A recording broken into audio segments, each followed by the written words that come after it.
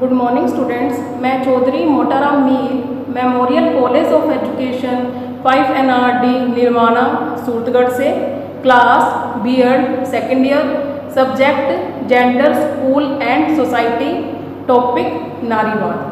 आज की क्लास में हम नारीवाद पर विस्तार से चर्चा करेंगे। आज का जो हमारा टॉपिक है वो है नारीवाद। तो स्टार्ट करते हैं। तो सबसे पहले हम बात करते हैं नारीवाद के अर्थ के बारे में। नारीवाद का अर्थ। नारीवाद शब्द की उत्पत्ति अंग्रेजी भाषा के शब्द फीमेल से मानी जाती है, जिसका अर्थ स्त्री या स्त्री संबंधों से है।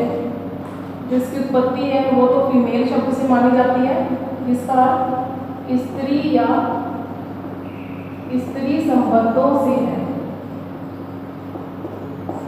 अतः जो ये नारीवाद है वो एक ऐसा आंदोलन है जो महिलाओं के हितों की रक्षा करता है, अर्थात जो महिलाओं को जो अधिकार दिए गए हैं उनकी सुरक्षा करता है।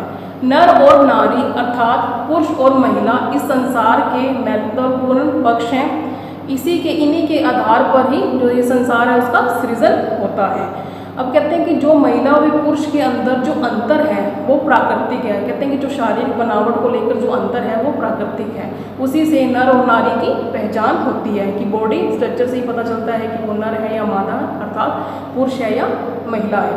फिर कहते हैं कि दोनों ही एक ही सिक्के के दो पहलू हैं, इन्हें एक दूसरे से पृथक है जो नहीं किया जा सकता। अब कहते हैं कि जो हमारे समाज में महिला और पुरुष के अंदर जो विभेद किया जाता है, जो अंतर किया जाता है, उसी के कारण ही जो नारीवाद है उसका उदय हुआ है। नारीवाद के अंतर्गत उन विसंगतियों को अस्वीकार किया जाता है जिसे पुरुष वर्ग ने अपने निजी स्वार्थ के लिए बनाया है। कहते हैं कि इसके अंदर उन सभी व्यवस्थाओं को अस्वीकार किया जाता है जिसे पुरुष वर्ग ने अपने जो निजी स्वार्थ उसके लिए बनाया है। तो ये तो हो गया नारीवाद का अर्थ। अब हम आगे बात करते हैं नारीवाद की परिभाषाओं के बारे में।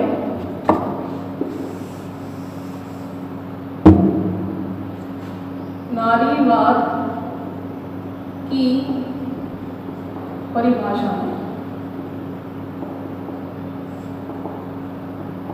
जो पहली परिभाषा है वो है ऑक्सफोर्ड शब्दकोश के अनुसार। ऑक्सफोर्ड शब्दकोश के अनुसार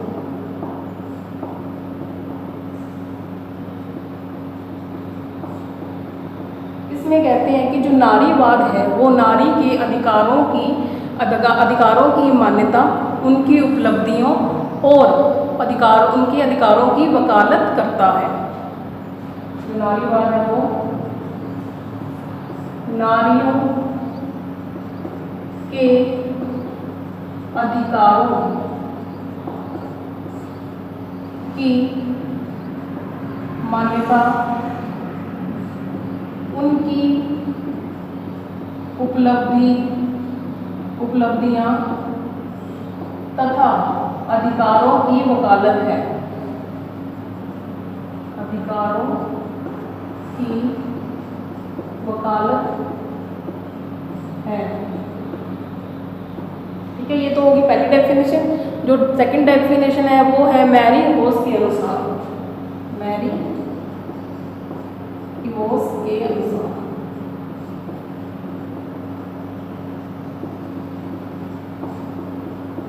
वो कहते हैं कि जो नारीवाद है वो नारियों की वर्तमान और भूतकाल स्थिति का आलोचनात्मक मूल्यांकन है।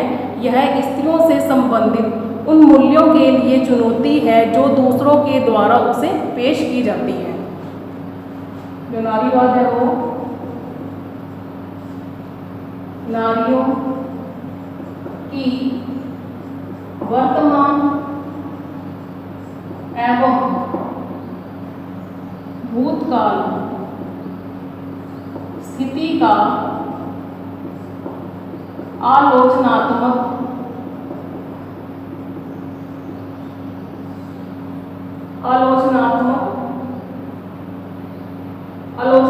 मूल्यांकन है।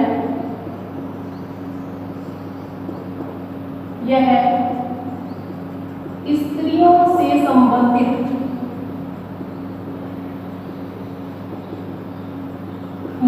के लिए चुनौती है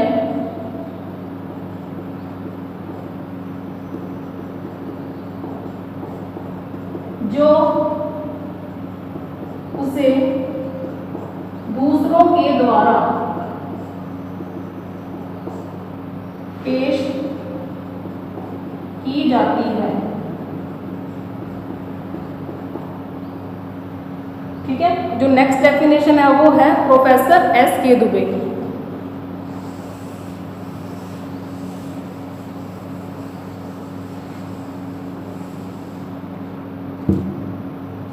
प्रोफेसर S.K. दुबे के अनुसार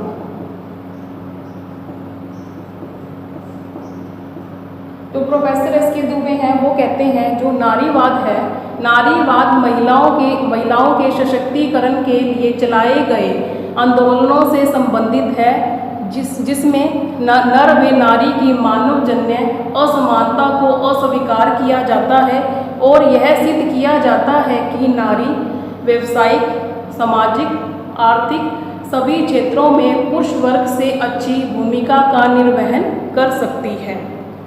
जो नेक्स्ट डेफिनेशन है वो है श्रीमती R.K. शर्मा की। श्रीमती R.K. शर्मा, जो श्रीमती R.K. शर्मा है वो कहते हैं जो नारीवाद है वो महिला के सशक्तिकरण की वह प्रक्रिया है जिसके अंतर्गत विभिन्न दार्शनिक, मनोवैज्ञानिक, समाजशास्त्री द्वारा नारी के उत्पीड़न को रोकने के लिए और उन्हें पुरुषों के समकक्ष लाने का प्रयास किया जाता है। तो ये तो होगी डेफिनेशन।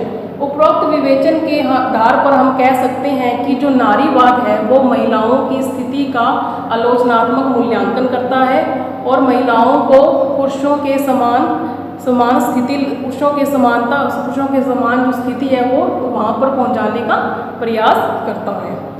तो ये तो हो गया इसकी परिभाषाएं। अब हम बात करते हैं नारीवाद की विशेषताओं के बारे में।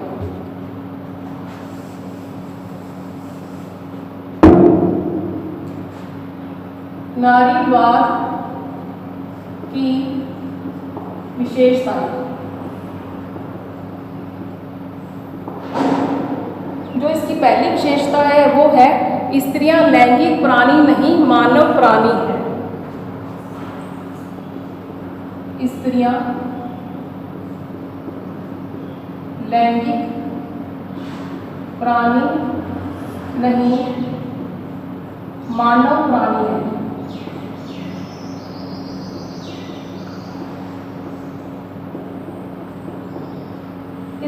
इसमें कहा जाता है कि जो नारीवाद है उसमें जो स्त्रियां हैं वो लैंगिक प्राणी नहीं है। जो नारीवाद के जो लोग समर्थन करते हैं वो ये कहते हैं कि जो नारियां हैं उनको केवल माता, बहन, पत्नी के रूप में ही नहीं देखा जाना चाहिए बल्कि उसको एक मानव के रूप में देखा जाना चाहिए। कहते हैं कि जो महिलाएं हैं उसमें भी पुरुषों के समान योग्यताएं भी हैं, वो पुरुषों के समान उनमें बुद्धि भी है।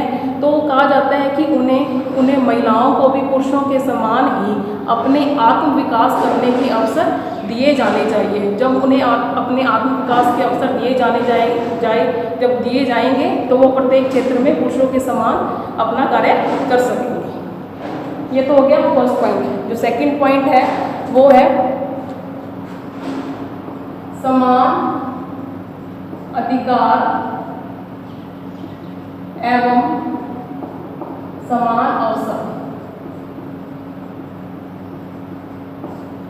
इसमें कहते हैं कि जो नारीवाद के जो समर्थक हैं वो महिलाओं को भी पुरुषों के समान अधिकार व समान अवसर दिए जाने चाहिए।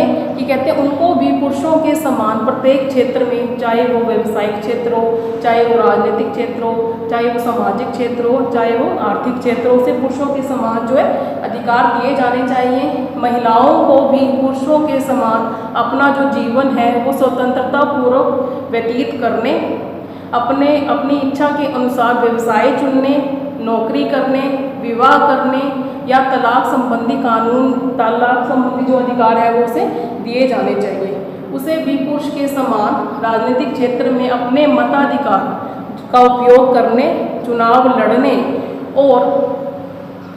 लड़ने और इससे संबंधित भी उसको जो अधिकार है वो दिए जाना चाहिए। जो नारीवाद है वो उसके जो समर्थक है वो ये कहते हैं कि प्रत्येक क्षेत्र में नारी को भी पुरुषों के समान जो है अधिकार और उसको अपने अवसर मिलने चाहिए, जिससे कि वो अपना आत्म विकास कर सकें। कहते हैं कि जो नौकरी के मामले में भी लिंग के आधार पर जो भेदभाव है वो नहीं किया जाना चाहिए, कि जैसे कि अपने देखते हैं कि समान कार्य करने पर भी जो महिला वर्ग है उसको वेतन कम दिया जाता है और जो पुरुष वर्ग है उसको वेतन अधिक दिया जाता है।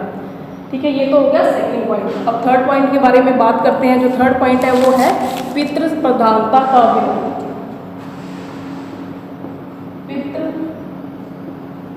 प्रधानता का विरोध।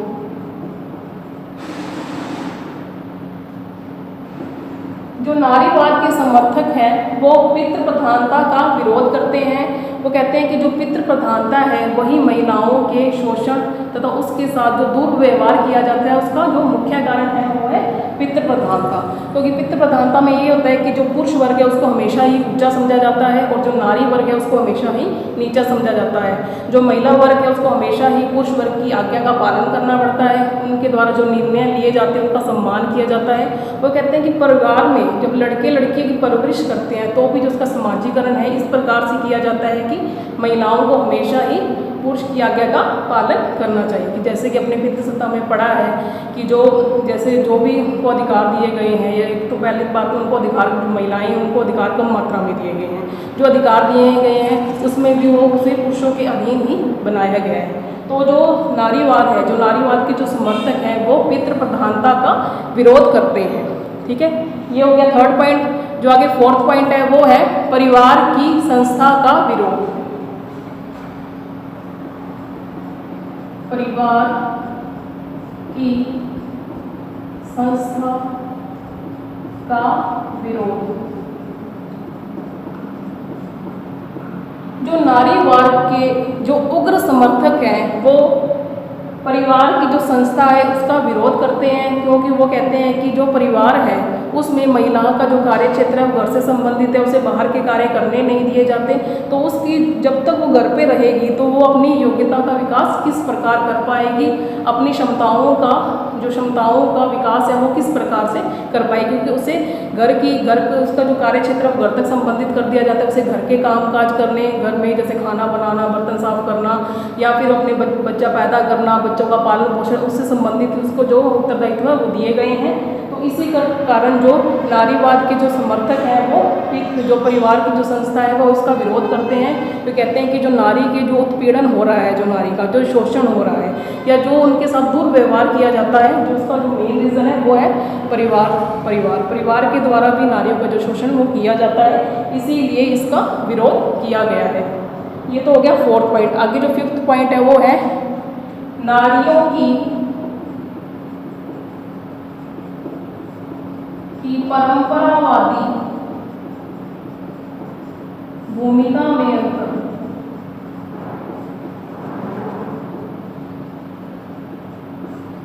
जो नारीवाद है वो नारी की जो परंपरावादी भूमिका, मतलब जो घर से संबंधित जो कार्य हैं, जैसे कि अपने शुरू से ही देखते आ रहे हैं कि जो महिला वर्ग है वो घर पर कार्य करते हैं, तो कहते हैं कि उसका भी वो विरोध करता है। जो महिलाओं को जो कार्य दिए गए हैं उसका वो विरोध करता है और कहता है कि जो ये कार्य फिक्स किए गए हैं महिलाओं के लिए वो कोई ईश्वर इच्छा नहीं है, कि ईश्वर ने कोई डिसाइड नहीं किया कि भी हाँ ये जो कार्य हैं, जो घर के कार्य हैं वो महिला वर्ग के द्वारा ही किए जाएंगे।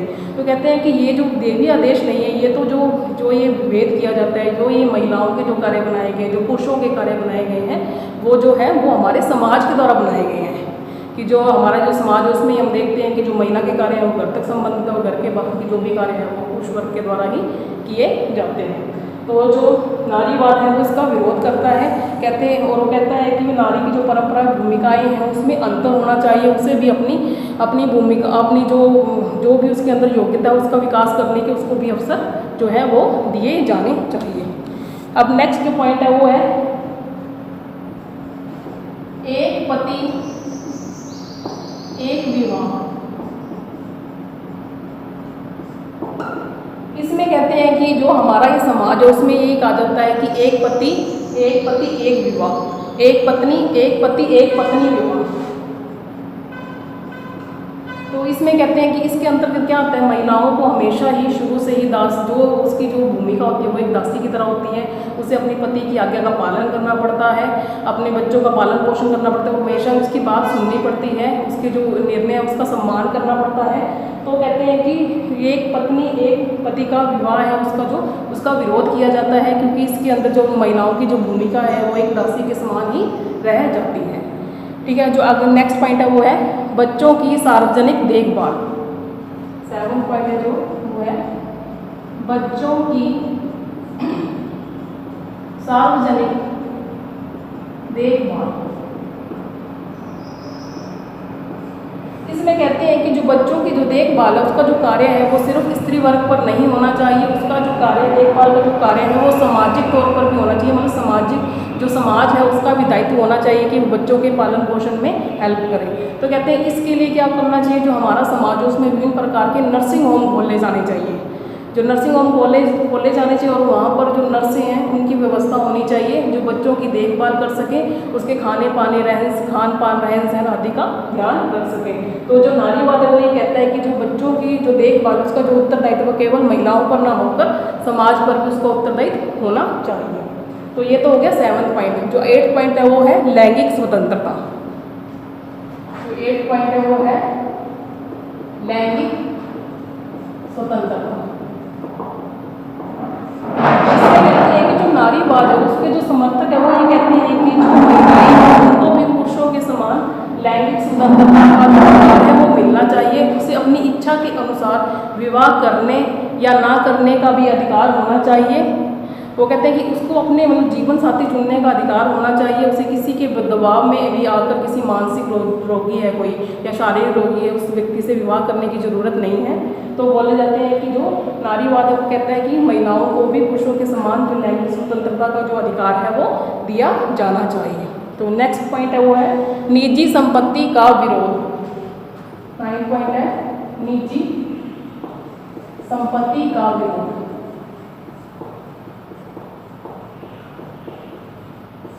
इसमें कहते हैं कि जो निजी संपत्ति, जो व्यक्ति की जो भी निजी संपत्ति होती है उसे अपने वंशज तक पहुंचाने के लिए जो पुरुष वर्ग है वो नारी से विवाह करता है, उसे दासी बनाता है और अपनी जो संपत्ति है उसके अपनी जो संपत्ति अपने बाद अपने पुत्र को आगे दे देता है, स्थानांतरित कर देता है। तो कहते हैं जो नारीवाद है वो जो नारीवाद है वो निजी संपत्ति का विरोध करता है। जो नेक्स्ट पॉइंट है वो है स्त्रियों की आर्थिक निर्भरता। नेक्स्ट पॉइंट है 10 नंबर पे स्त्रियों की आर्थिक निर्भरता।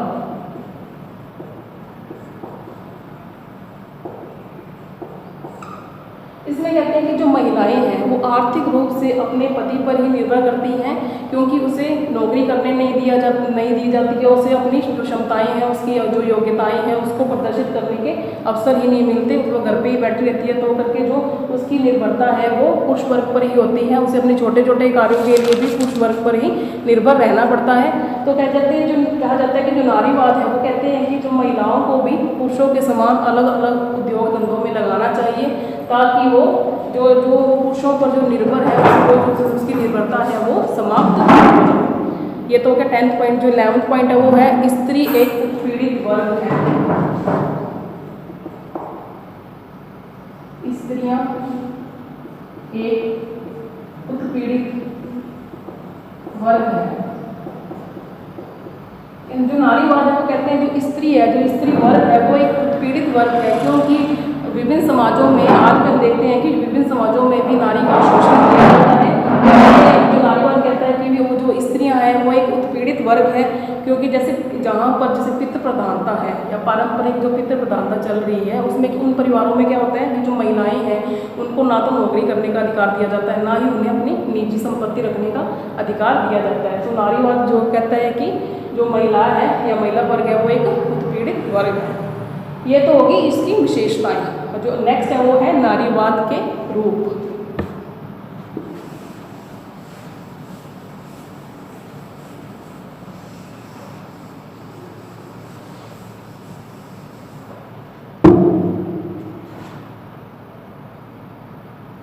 नारीवाद के रूप।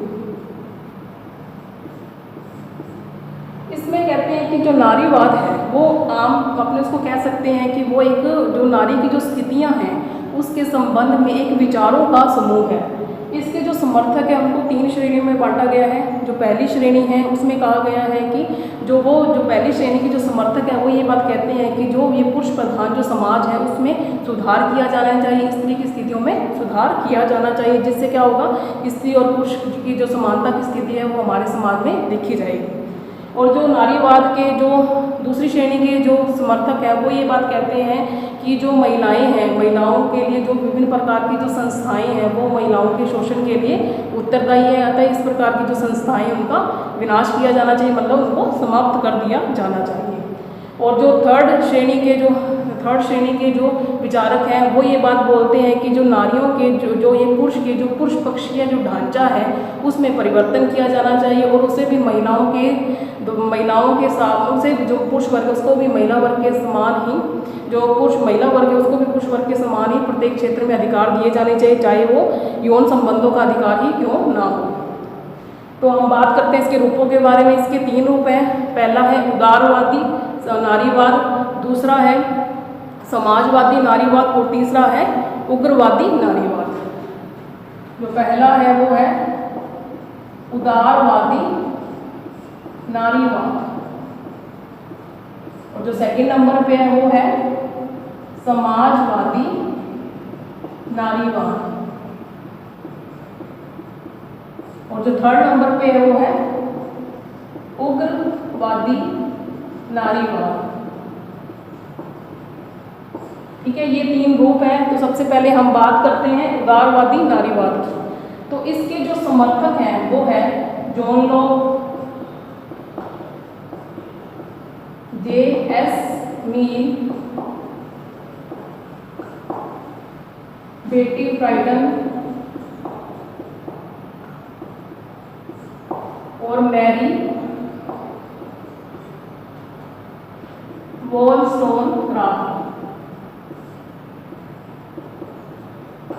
कहते हैं कि ये जो नाम है ये इसके समर्थक हैं उदारवाद नारीवाद के। तो इसकी कुछ मान्यताएं हैं, उसके बारे में हम चर्चा करते हैं।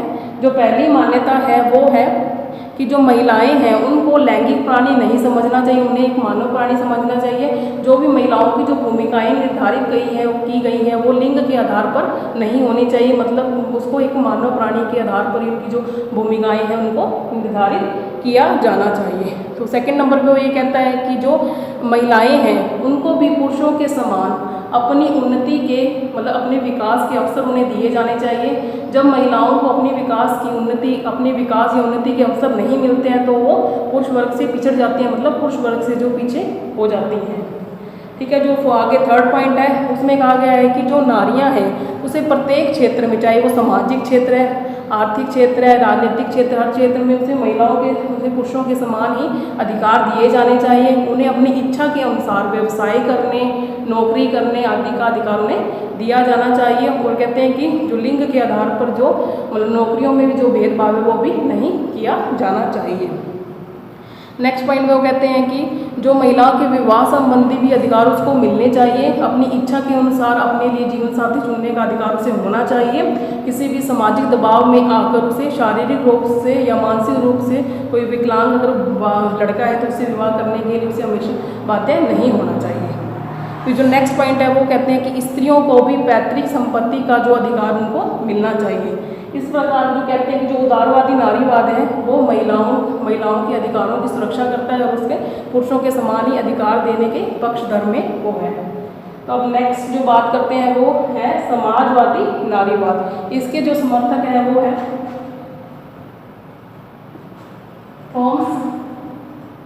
थॉमसन, जूनियट, मिचेल जो आदि हैं वो इसके समाजवादी नारीवाद का समर्थन करते हैं। वो कहते हैं कि जो इसमें कहा जाता है कि सबसे पहले तो बोलते हैं कि जो पूंजीवादी व्यवस्था है उसके द्वारा ही जो नारी है उसका शोषण किया जाता है, कि कि पूंजीवादी व्यवस्था के अंतर्गत एक तो उनका मताधिकार आ गया, एक उनकी निजी संपत्ति आ गई, एक उसका विवाह संबंधी अधिकार आ गए। तो कहते हैं कि जो समाजवादी नारीवाद है वो ये बात बोलता है कि महिलाओं को भी पुरुष के समान प्रत्येक क्षेत्र में उनको अधिकार दिए जाने चाहिए, और कहते हैं लिंग के आधार पर जो भेदभाव किया जाता है वो भी नहीं किया जाना चाहिए।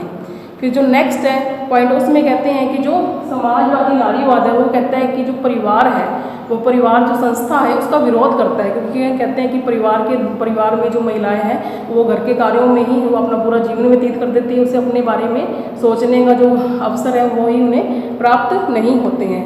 फिर कहते हैं कि जो घर के कार्य करती है, जब महिला घर के कार्य करती है तो उसको सैलरी तो मिलती नहीं है, तो वो आर्थिक रूप से जो डिपेंड है वो अपने हस्बैंड पर ही उस पर डिपेंड रहती है। फिर नेक्स्ट बात करते हैं कि वो कहते हैं कि लैंगिक स्वतंत्रता भी उन्हें देनी चाहिए, अपनी इच्छा के अनुसार यौन किसी से भी मतलब किसी पुरुष के साथ यौन संबंध स्थापित करने तथा तोड़ने की उसको जो स्वतंत्रता है वो उसको दी जानी चाहिए। ये तो हो गया समाजवादी नारीवाद। जो नेक्स्ट है वो है उग्रवादी नारीवाद। इसके जो समर्थक हैं वो है कैट मिल एम डेली, ये इसके जो है वो समर्थक है। वो कहते हैं कि जो इसके समर्थक है वो ये सबसे पहले तो पितृ प्रधानता का विरोध करते हैं, कि कहते हैं कि समाज में पितृ प्रधानता नहीं होनी चाहिए, इसके द्वारा महिलाओं का जो शोषण होता है, और अगर पितृ प्रधानता है भी तो उसका एक आदर्श रूप भी हमारे समाज में होना चाहिए। फिर वो कहते हैं कि जो विवाह है ये परिवार है उस संस्था का भी वो विरोध करते हैं, क्योंकि कहते हैं कि इसके द्वारा ही महिला को हमेशा ही पुरुष की अधीनता को स्वीकार करना पड़ता है। जो नेक्स्ट पॉइंट है उसमें कहते हैं कि जो महिलाएं हैं उनको भी पुरुषों के समान जो विवाह से पहले जो अफेयर होते हैं या एक्स्ट्रा मैरिटल अफेयर की भी उनको परमिशन है वो दी जानी चाहिए। फिर कहते हैं कि जो बच्चा मतलब कहते हैं महिलाओं को भी जो टेस्ट बेबी है उसके लिए उसकी व्यवस्था की जानी चाहिए, कि अगर महिलाएं माँ नहीं मतलब कहते हैं कि जो महिलाएं हैं उनको भी कहते हैं कि लैंगिक स्वतंत्रता से संबंधित भी उनको अधिकार दिए जाने चाहिए। इस प्रकार जो उग्र नारीवाद है वो नारी की व्यक्तिगत स्वतंत्रता का पूर्ण समर्थन करता है। तो ये तो हो गया आपका टॉपिक कंप्लीट। आज की क्लास में सबसे पहले तो हमने नारीवाद के अर्थ पर चर्चा की, फिर उसकी परिभाषाओं के बारे में, फिर उसकी जो विशेषताएं हैं वो पढ़ी हैं, और उसके रूपों के बारे में चर्चा की है। जो नेक्स्ट टॉपिक है वो नेक्स्ट क्लास में करेंगे। Okay student, thank you, have a nice day.